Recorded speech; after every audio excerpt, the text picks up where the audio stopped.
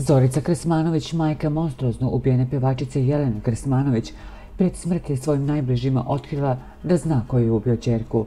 Zorica ipak nije saopštila ime krvnika, a ubrzo nakon toga je izdahnula 4. oktobra prošle godine. Međutim, Zorica se u poslednjim danima života potpuno otvorila bliskim prijateljima i rođacima, znajući da su joj dani odbrojani, zbog čega je i pričala sve ono što joj leži na duši.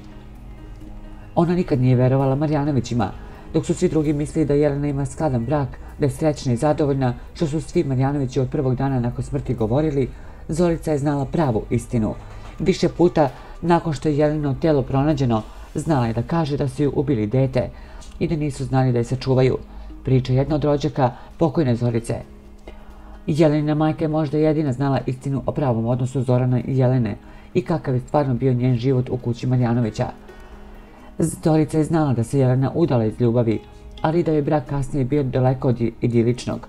Zoran ju je pratio u stopu, kada bi nekad bila slučajno sama, telefon bio zvonio svaki čas, morala je sve doslovce da objašnjava i nije kontrolisao samo muž, nego i svekar. Jelena se na sve to žalila majci, priča ona.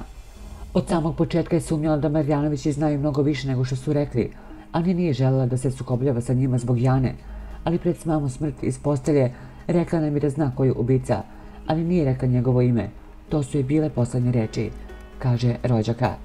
Da je Zorica osjećala i znala mnogo, govori i izjava koju je dala neposredno posle Jelenog ubistva. Pa moja ćerka je ubijena, čekam da uhapse ubicu, pa ću sve reći. Hoću da pogledam tog monstruma u oči. Do tada je sva pažnja usmerena na moju unuku Janu. Plašim se za nju, rekla je Zorica Krsmanović. Sagovornica je napomenula da se Jelena mesec dana pred smrt žestoko posvađala sa Zoranom, koji je odbijao da se iseli iz porodične kuće. Od početka braka Zoran je obećavao da će se odseliti u stan, međutim to se nikad nije desilo.